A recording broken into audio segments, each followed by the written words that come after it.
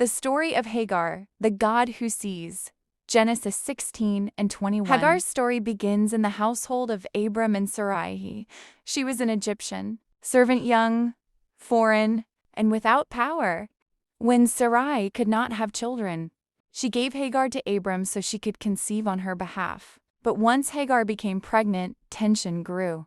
Sarai treated her harshly, and Hagar felt the weight of rejection so deeply that she ran away into the wilderness, like no plan and no strength left. The first wilderness. Under the heat of the desert sun, Hagar stopped by a spring of water, exhausted and alone. Her heart was broken, her future uncertain. And then God came to her. The angel of the Lord called her by name, something no one else had done in her story so far. Hagar, servant of Sarai, where have you come from and where are you going? He saw her pain. He saw her tears.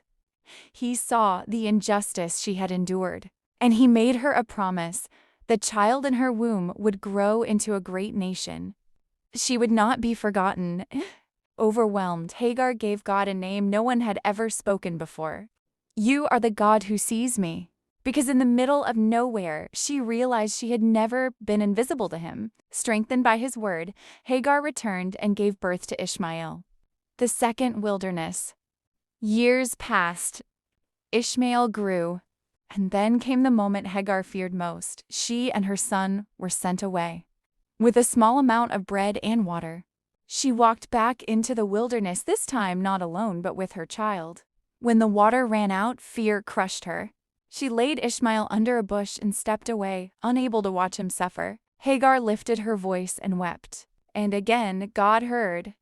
He called to her from heaven, "Do not be afraid, Hagar. I have heard the boy's cry." God opened her eyes, and right in front of her was a well of water she hadn't seen before. She filled her skin with water and gave Ishmael a drink.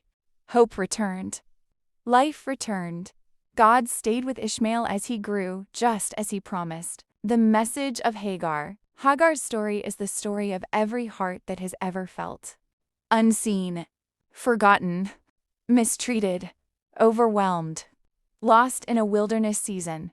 And yet God's response remains the same. He sees, he hears, he provides, he stays. Hagar walked through the wilderness twice, but each time God met her there. He is still the God who sees.